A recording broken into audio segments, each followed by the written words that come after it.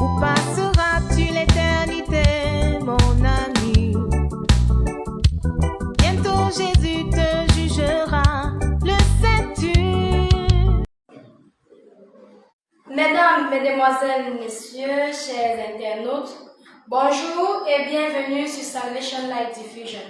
Aujourd'hui, c'est dimanche, une occasion de célébrer la résurrection de notre glorieux Seigneur et Sauveur Jésus-Christ, mais aussi de recevoir sa dictée à travers sa parole.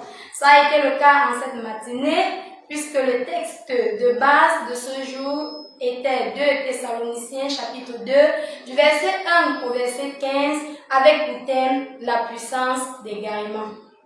Il a été dit que la puissance d'égarement est une force qui ne donne pas du bon quand elle entre en l'homme.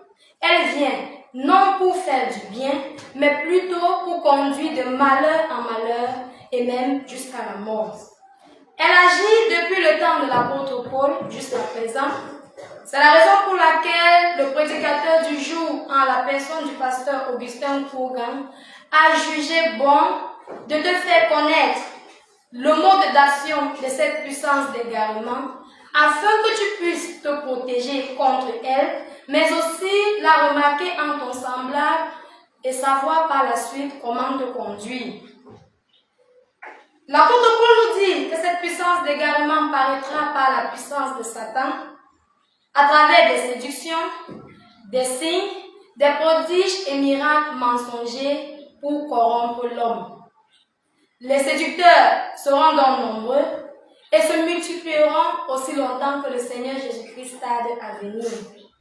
Cette puissance d'égarement a agi sur Saül, qui, premièrement, a épargné Agar et les veaux gras lorsque Dieu lui avait donné l'ordre de détruire Amalek. Deuxièmement, il s'est fait violence et a offert le sacrifice à la place de Samuel. Immédiatement, l'Esprit de Dieu le quitta et la puissance d'égarement prit place. Cette puissance d'égarement entra en lui à cause du péché et ne lui permit même plus de réfléchir positivement pour longtemps. C'est ainsi qu'il poursuivit David dans les cavernes pour le tuer, tout en oubliant que c'est ce même David qui, par le son de sa harpe, lui accordait de la calmie.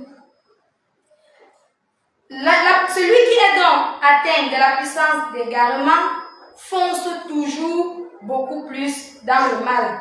Sa prise de conscience n'est que pour quelques minutes et la puissance d'égarement reprend le dessus. Caïn aussi, pour n'avoir pas pris en compte les avertissements de Dieu, a ouvert la porte dans sa vie à l'esprit d'égarement qui le conduisit à tuer son frère. Croyant que Dieu serait dès lors obligé de l'exaucer, son frère Abel n'existant plus. Il avait franchi la ligne rouge et le retour était impossible.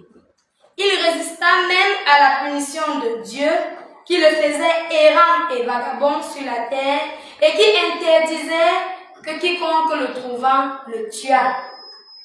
Caïn avait oublié le bon du mauvais, puisqu'il ne savait même plus qu'ils étaient les premiers habitants de la terre et qu'il ne trouverait plus personne ailleurs.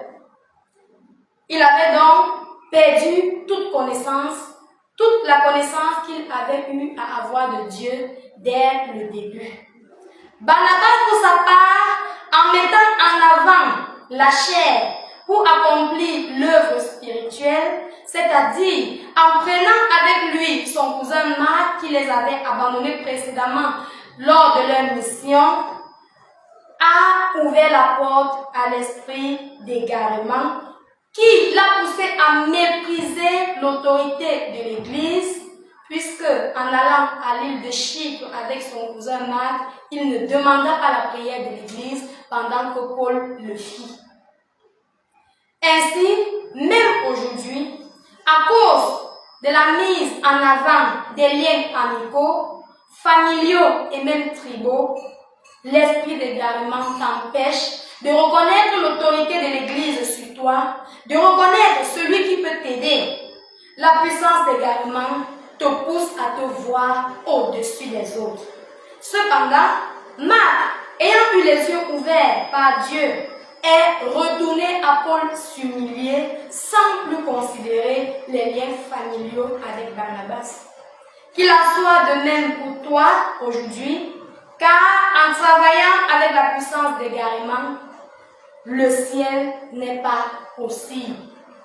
Puisque la parole de Dieu nous dit dans 2 Timothée chapitre 3 au verset 12, que les hommes méchants et imposteurs avanceront toujours plus dans le mal, égarés eux-mêmes et égarant les autres. Pour leur échapper, demeure dans les choses que tu as reçues, que tu as apprises, ne les fréquente pas, mais accroche-toi, ayant eu l'épreuve dans ta vie, à travers la paix, la santé, la vie et autres, sachant de qui tu les as apprises. Et pour nous, aujourd'hui, nous avons reçu et appris ces choses du ministère de l'explication du livre. Si tu es neutre, ne croyant pas à la vérité, tu te disposes à l'esprit d'égarement et tu es d'office condamné. Sache que la puissance d'égarement survole, cherchant qui elle dévorera, et sois sage pour lui échapper.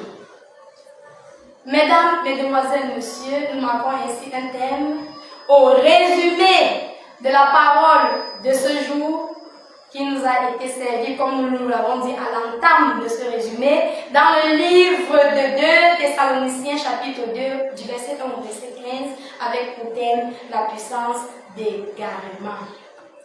L'herbe sèche, la fleur tombe, mais la parole de Dieu demeure éternellement.